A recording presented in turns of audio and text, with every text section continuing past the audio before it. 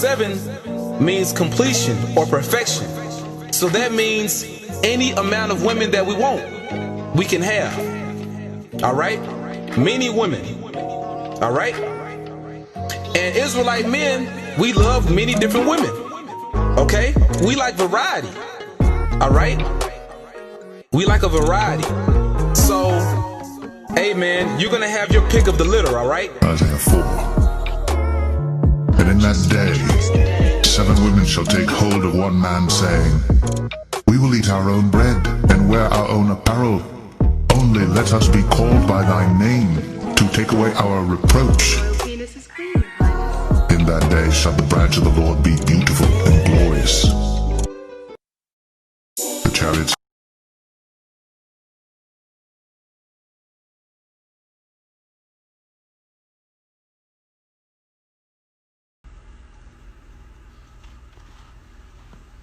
Shalom, shalom.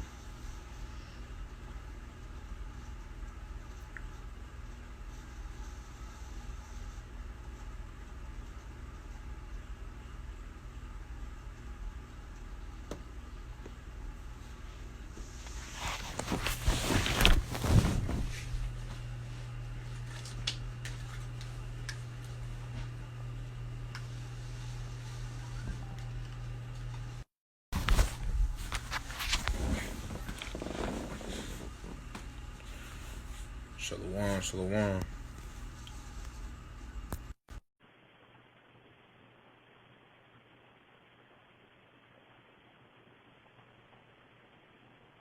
I gotta get a new front screen, bro. I got water at the front camera. I had to turn all the lights off for it to be like this. I wonder. Can you hear me? Yeah, I can hear you. Is it clear though? Yeah. Alright, hold on. I gotta take my stuff off my head.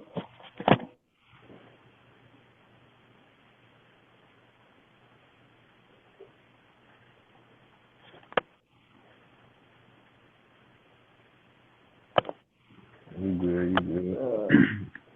We start whenever you ready.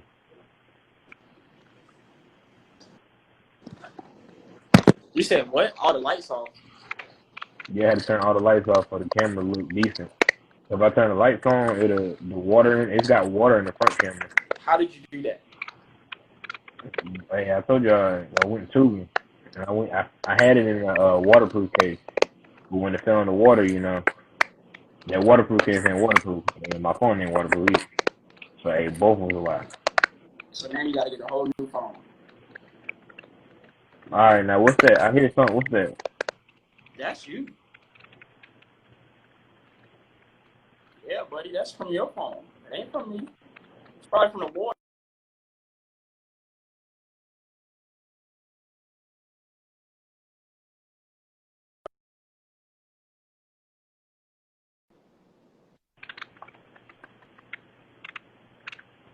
Talk again.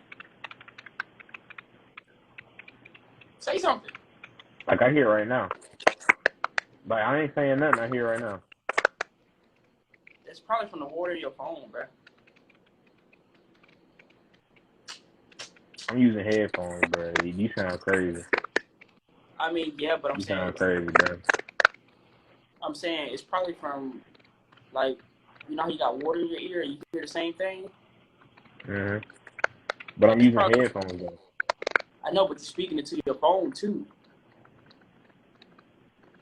You get what I'm saying? I'm speaking to this. We got a mic on that. I know, but even though you have water in your phone, it's still gonna make that sound. Bro, I ain't got water. I ain't got water in the speakers. I got water in the camera. I don't know what that is. That's coming from you though, bro. Cause I don't hear it on my end. As long as you don't hear it and don't nobody else hear it, then we good. I mean, hell, I hear it. You hear it? Yeah, I hear it.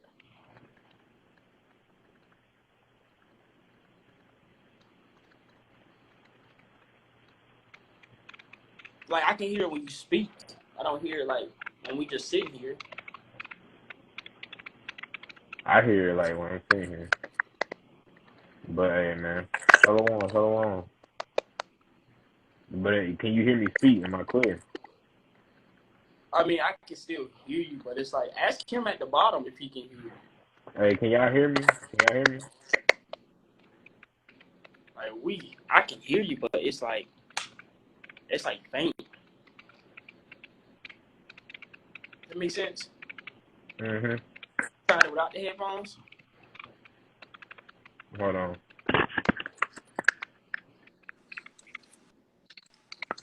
All right, now speak. How about now? All right, you good. All right.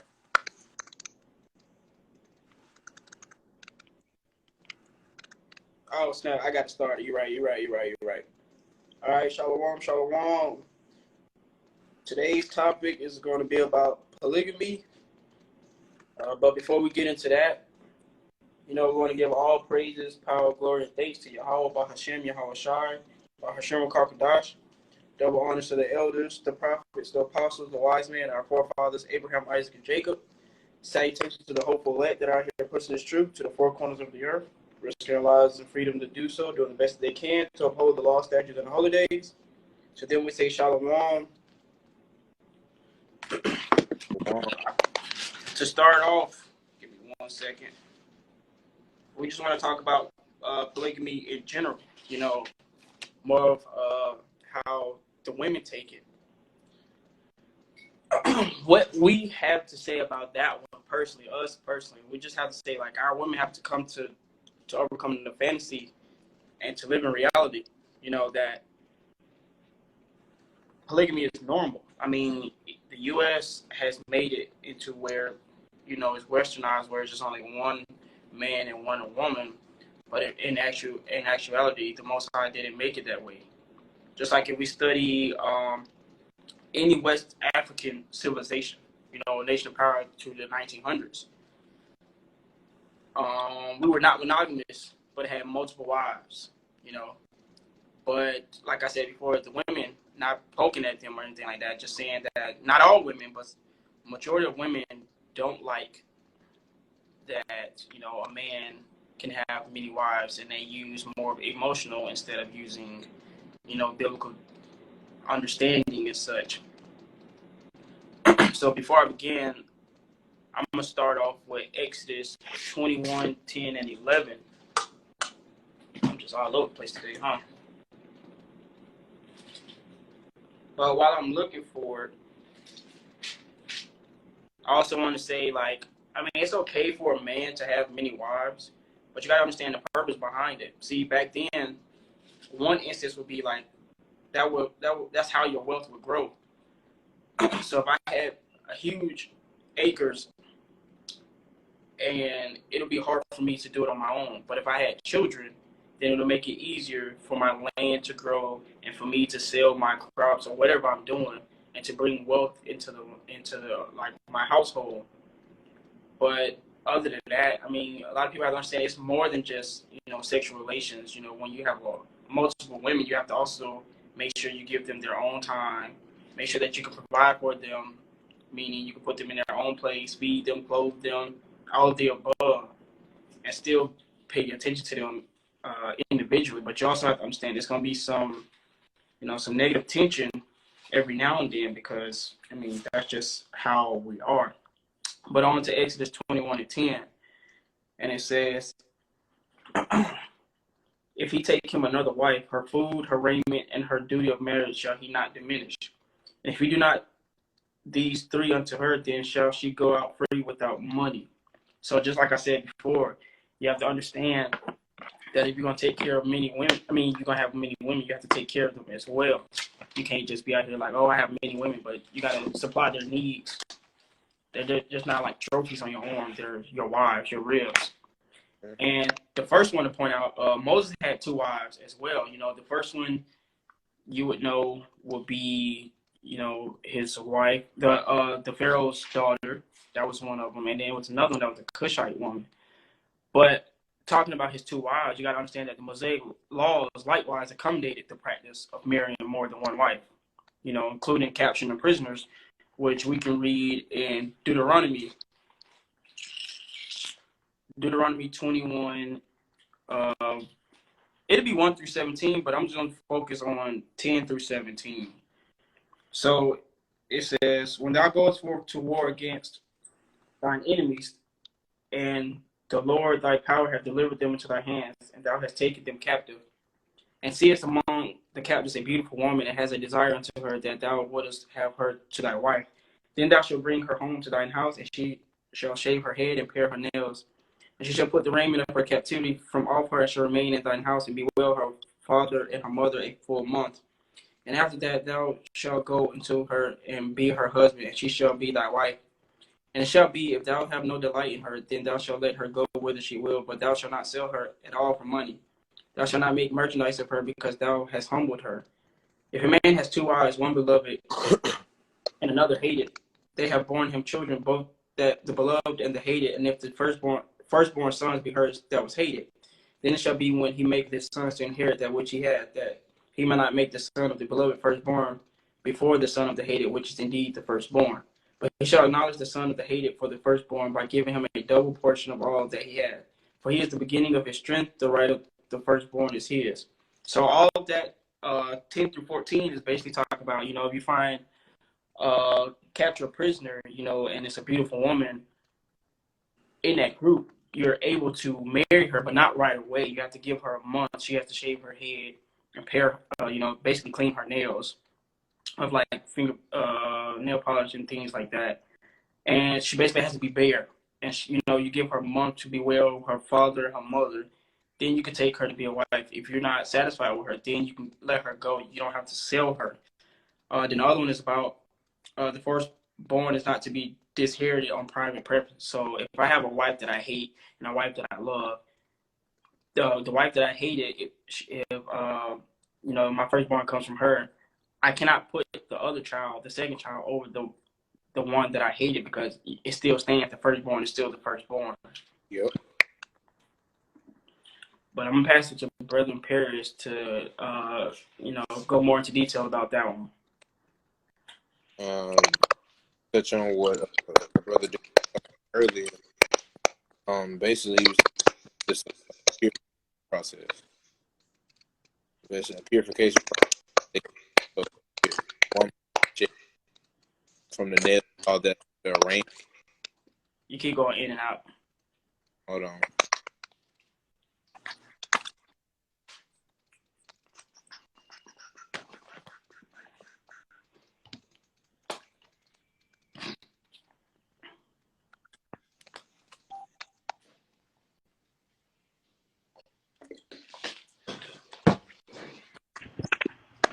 All right. How about now? I can hear you. All right.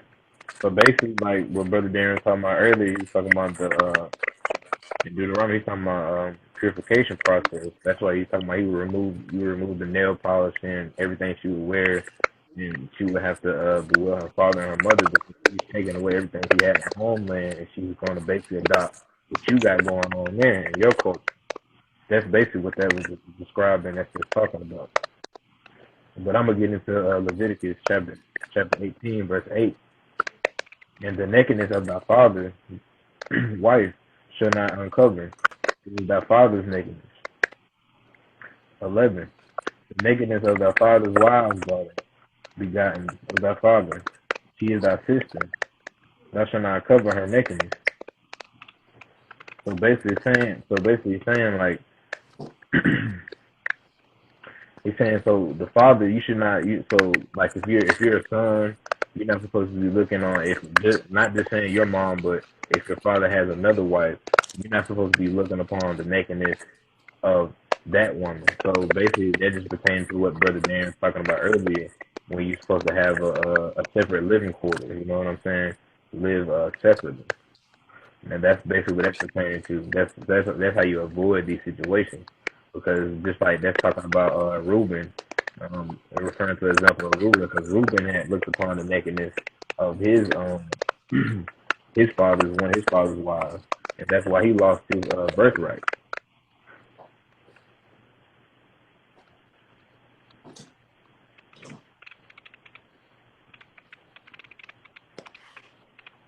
So next I'm gonna jump to 1 Kings 11:1.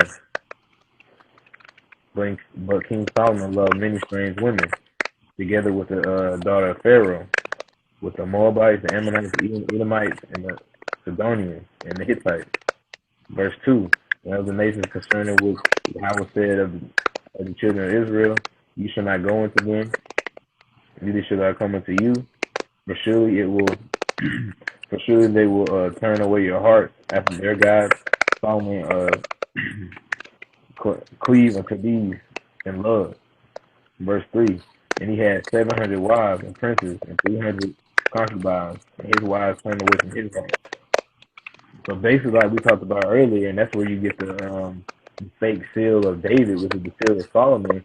So he started following after many wives. And people gotta understand from this verse that it's not talking about that the Most High hated Solomon because he had so many wives. He didn't hate Solomon. He hated what he did because he followed after his wives. He started loving what they did. He started loving the culture, their religion. You know, following their God, sacrificing to their religion. You know what I'm saying? That's what the Most High hated, and that's what he hated about it. There was nothing wrong with him having all those wives. It was when in his old age he started hearkening what they were saying. So in return, his children, they would follow what their wives were doing and not following what the Most High instructed Solomon to do. And that's where he went off. And that's what that's pertaining to. And I'm going to jump down next to Genesis 29 and 23. And it come to pass in the evening, you should take Leah, his daughter, brought to her to him, and went unto her. 24. And Laban gave unto his daughter Leah, and Zilpah, his maid, for a handmaid. And they come to pass in the morning, behold, it was Leah. He said to Laban, what is thou hast done to me? Did I not serve thee for Rachel? Wherefore hast thou beguiled me? And Laban gave unto Rachel his daughter, and Bilhah his handmaid, to be her maid. And he went also unto Rachel, and loved Rachel more than Leah, and served him, and and served other years, 7 other years. So basically, what you're getting from this is that he had multiple women. That just like he was talking about earlier, he had favored Rachel more than Leah. Even though Leah was the was the handmaid, and the Most High didn't. The Most High did not. And the Most High did not look at this unrighteous. He did not look at this unrighteous at all, because this was something that was ordained by the Most High. Again, this is just another situation that's brought up in Genesis, just letting you know that polygamy is something that was started and that's very prevalent throughout the Bible. And I'll let Brother Darren take it over in Genesis 30 and 3. All right, Genesis 30 and 3. And it says, and she said, behold, my maid Bilhah, go into her, and she shall bear upon my knees, that I may also have children by her. 4. And she gave him Bilhah, her handmaid, to wife, and Jacob went in unto her, and Bilhah conceived and bare Jacob a son. Verse 9. When Leah saw that she had left bearing, she took Zilpah, her maid, and gave her to Jacob, her wife. And Zilpah, Leah's maid, bare Jacob a son. So you can tell that these women understand what is going on, because there is no emotions between them. They understand, you must bear children. Well, in that time, they were to bear children. If they couldn't bear children, then they gave their handmaids over. They wasn't like, anybody touching my man and things like that. Mm-hmm. That's the thing, that polygamy was normal. And also polygamy is found in the Old Testament, and over 40 important figures had more than one wife, just like Esau, Elkanah.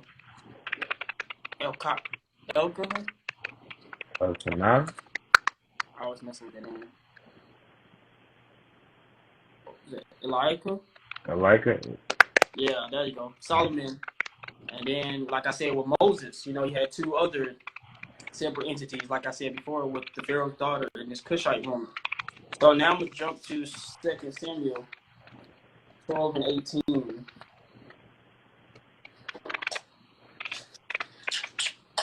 So here.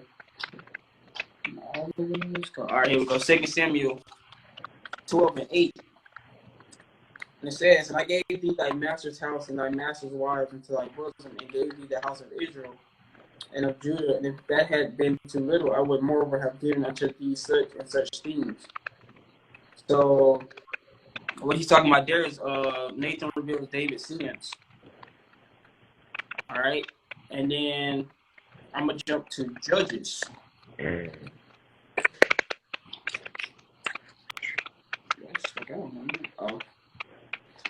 I'm going to jump to Judges, and I'm going to read chapter 8, verse 30. If I can get to it. All right. Here we go. Chapter 8, verse 30.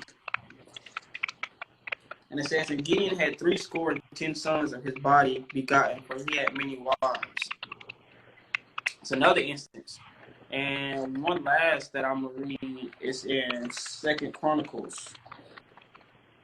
And it's going to be 2 Chronicles 13 and 21. And it says, but Abijah waxed mighty and married 14 wives and begat 22 sons and 16 daughters. That's a lot. That's just instances of, polygamy given throughout the word. I mean, you can also use Abraham, when he went into a handmaid, and that's how you got the Ishmaelites, and other nations and such like that. So that all came from polygamy. It seems like Jacob and his 12 sons. But I'm going to pass it on to Paris so he can go more in depth on the subject. All right. So basically, in an upright society that is ran in a patriarchal way, which is male dominant, the men are allowed to have multiple women, and they're allowed to establish their rulership in their kingdom. But in this society, American Western society, their ideology is what they want to do.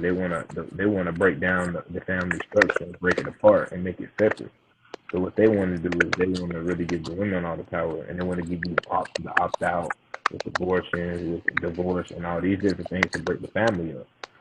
So that's the main focus of the Western society. A lot of people don't see the tricks that they use and what they do, because they use with the media, with different therapy ideologies, just different relationship tactics, all these different things, books, like even the Steve Harvey book, like all these different books that come out, they're all different manipulation tactics just to break apart the family structure and try to give more power to the woman when in the beginning it was bestowed upon the man. And if you understand, everybody here is going counterintuitive to the Bible.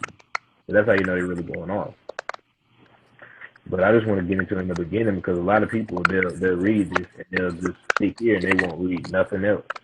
But we'll get an understanding of this, and then I'll let Brother Darren jump on and get a deeper understanding. But monogamy was Yahweh's intent in the beginning, just like it says in Genesis 2, which I'm gonna get verses 22 to 24. That was his intent in the beginning, when Adam and Eve was created.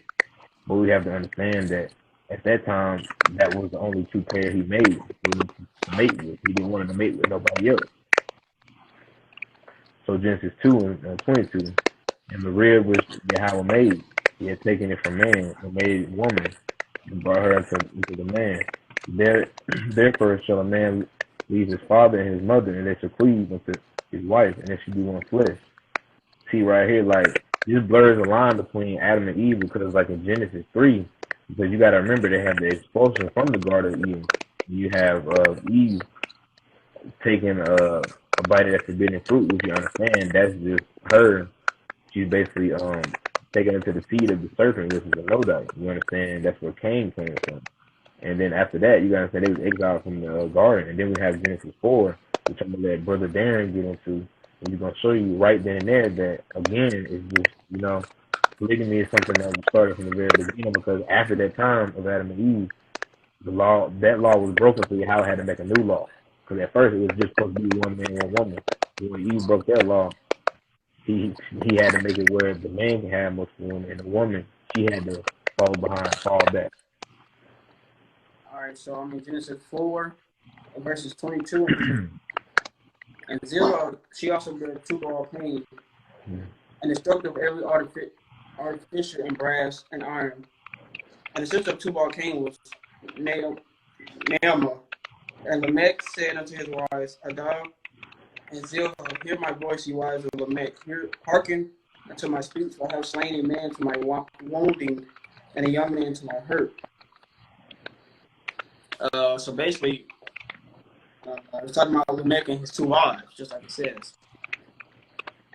So before I jump, you have to also understand that it also made provisions for continuing the family line by marrying a brother's wife if he died without producing heirs. I mean, it's a little off topic, but I mean, we're still talking about it. So I'm going to jump to Deuteronomy 25, and I'm going to read verses 5 through 12.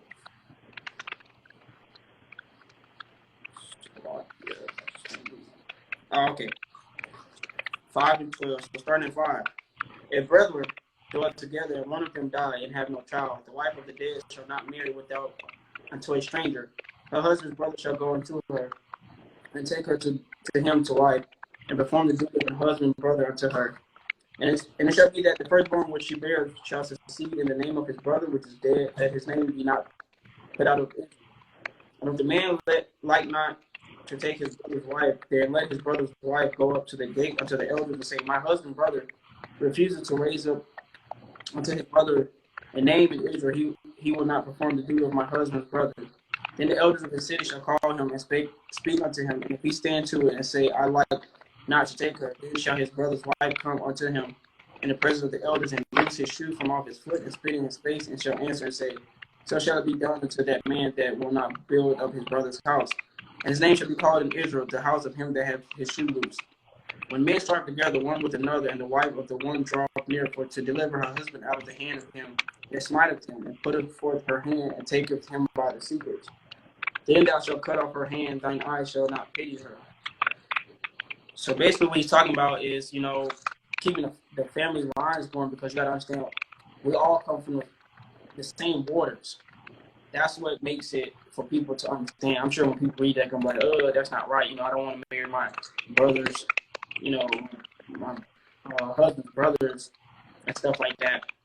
But you got to understand, to keep the family line going, you got to understand that we all come from the same water.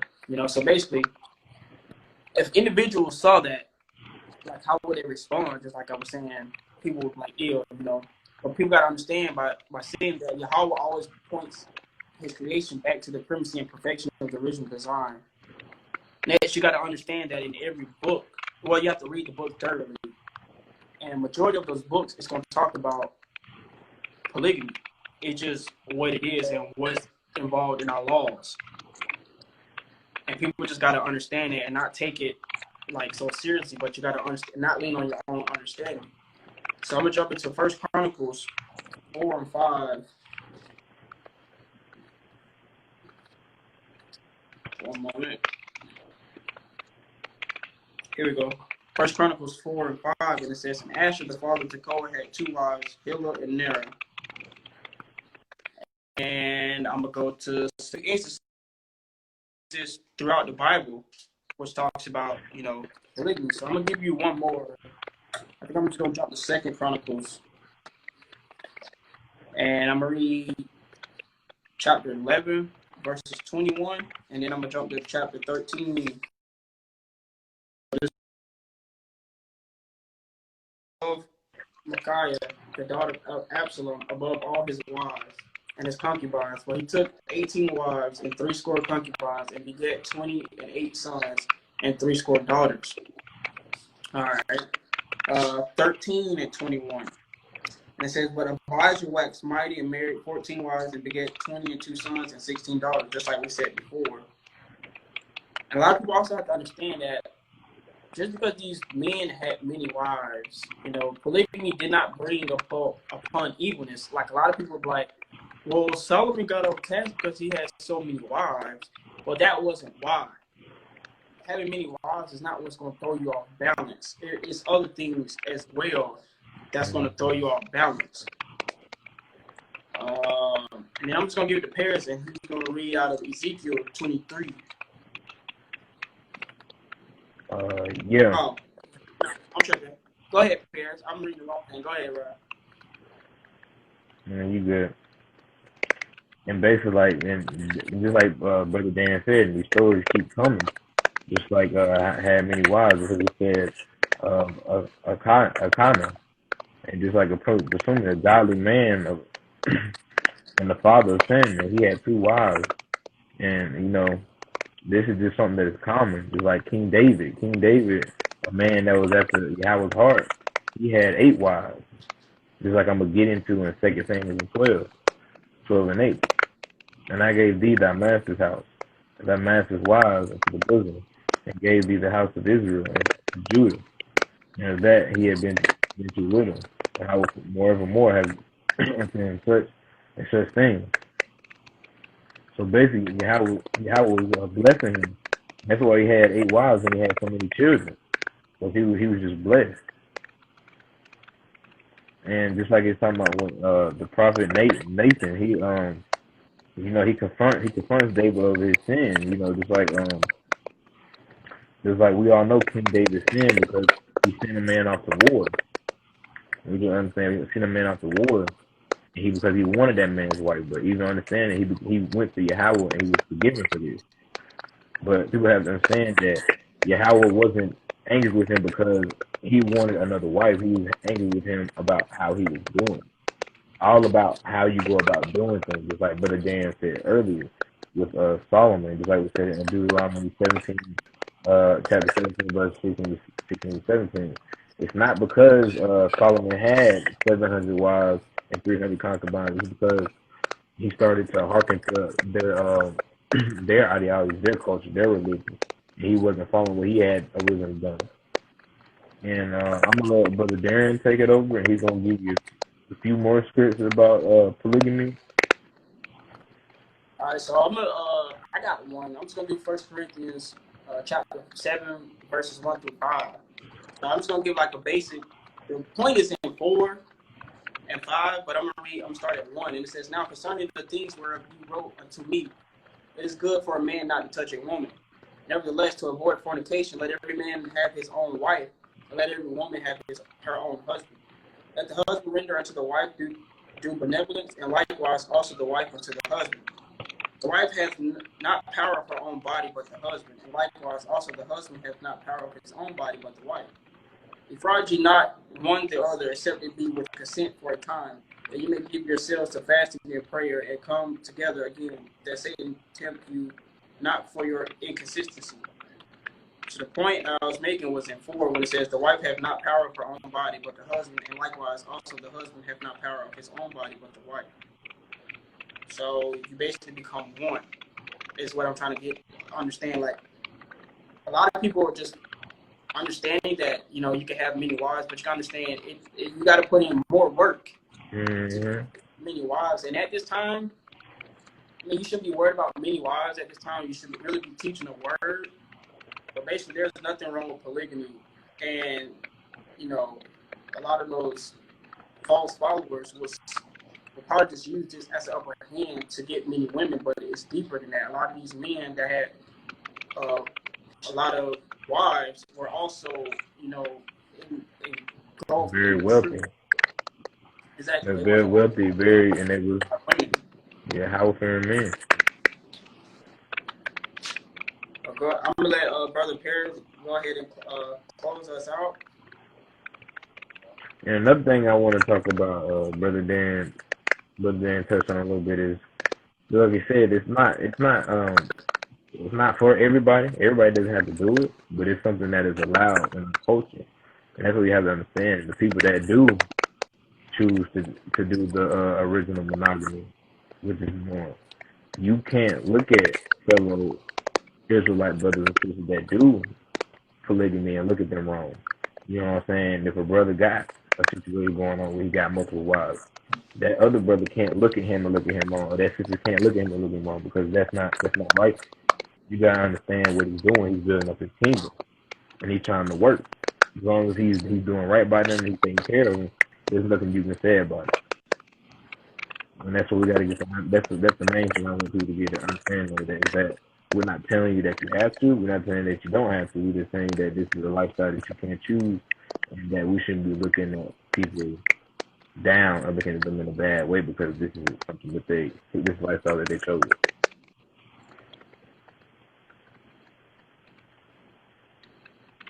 And I'm gonna jump down to First Chronicles chapter 3, and I'm gonna read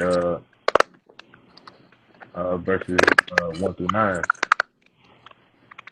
And these were the sons of David born into Hebron. His first son, Amos, was the son of Ahinomah of Jezreel. And the second, Daniel, was the son of Abigail of Carmel. And the third, Absalom, the son of Makai, the daughter of Samai, the king of Geshur. The fourth, Adonijah, Adonijah, the son of Adonai, Adonai, okay, Adonai, Salakia, the son of Haggith. And the fifth, Shapar, and you get an understanding of Abigail. And the sixth, the sixth of Israel by his wife, Eglah. The sixth, born of David to David in Hebron. He was resigned to 7 years and 6 months. And David reigned in Jerusalem 33 years. And these were the children born to him of Shemua, Shabab, Nathan, and Solomon. These four were by Bathsheba, daughter of Amel. And they were also Ebahar, Elishua, and Aphelet, Nagar, Nafeg, Japhia, Elishama, Eladah, Eliphalet, and 9 in all. And these were the sons of David. So basically what I want to get understanding is King David, and besides his sons by his concubine and Tamar was his sister, were their sisters. So basically I want to get understanding that King David, he had a lot of children. And I just went through it, and you can go through that yourself and get better understanding. And he had a lot of children. And the men of the Lord that were blessed at the highest level because they followed the law, they had many wives and they had many children. So we have to come to understanding and the truth, understanding that the men of the Lord, that's something that they're blessed with. Not every man is blessed with this because this takes a deal of time, a deal of prep in your life before you do this. Like, you can't jump into this at my age of 20-something trying to do something like that. You have to be well established in your 30s and 40s to even try to jump up and do this. You already have 1 or 2 relationships established. This is something that you establish through a lifestyle, and this is something you have chosen to do. And these men, they understand when they do this that it's the proper way in the Bible that we can start doing it. And this is how you build the kingdom up. Just like Brother Dan said, you have a business or anything that you want to make grow. You have different children, so you keep them in the business, and you take them out that they run the business, then you can branch out and make it bigger. That's the whole point of polygamy. It's never to just be a whore or anything like that, just to whore around and sleep with a whole bunch of women and never fabricate any relationship. It's to have different relationships with different women that a man has ran into or loved over his lifetime, because that is something that's real. Because even my own grandfather, he had many wives, you know what I'm saying? He had 17 children in all. And he had different situations when he was going through his life that, you know, he probably at the time he loved that woman for this, he loved that woman for that. And they ain't making it wrong because all his children, they here for a reason. So if they were not supposed to be here, then your house wouldn't have done it. That's how you know right, you know what I'm saying? It's right.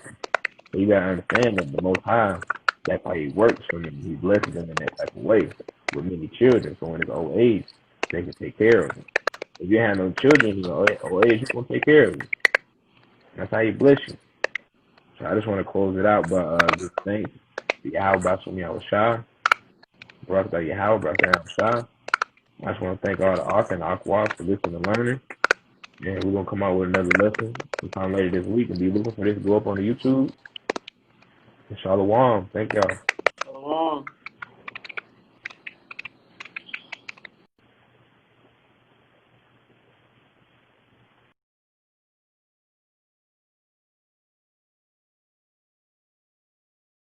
Let me just make this here.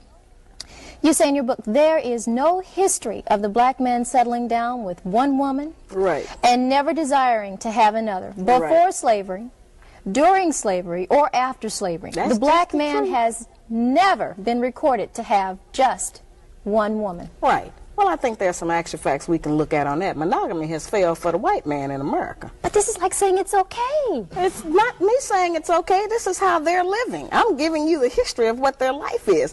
Black men haven't been waiting on me to tell them it's all right to have more than one woman. Neither have white men. You know, this is just what they do. I'm not talking about fornication and adultery. I'm not talking about one-night stands and running around rampant with other women. That's not the kinds of, when I say more than one woman relationship. I mean that before we came to America, our men had more than one wife and family. And we were satisfied with it because we had not met the monogamy idea. We had not met the American white woman who, you know, insists on certain kinds of values in her man. We had not learned envy and jealousy. All right, after coming here, those kinds of ideas were bred into us because of society and the mores that the Americans made up here. And so then we started to have problems with that.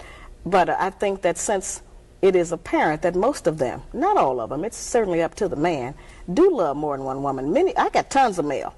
A lot of black men write and tell me that they have had two women for 5, 10, 15, and 20 years, and they can't even get the women to speak to each other. Sometimes they have two families. Would I want to talk to a woman who's sharing perhaps the bed and the money and the social life with who I would deem as my man? If you want to deal in reality, and if you are not insecure, and if you don't think that that robs you of something, you would want to know them. If he loves her, you certainly should want to know her. There are a lot of black women out there who say, oh, I know they're mad about that idea. I understand, you know. That would never hold water. Wait a minute, that's not easy. And that's a frightening thought to most of us. And I don't like that. I'm not for that. I'm in agreement with everybody else. Our men ought to just have one woman. But that is not the reality. I'm trying to get us to deal with some reality for a change. Stop dealing with fantasy. Stop dealing with television. Stop dealing with imagination of how we wish things were. Let's deal with them how they are, what it is, present tense.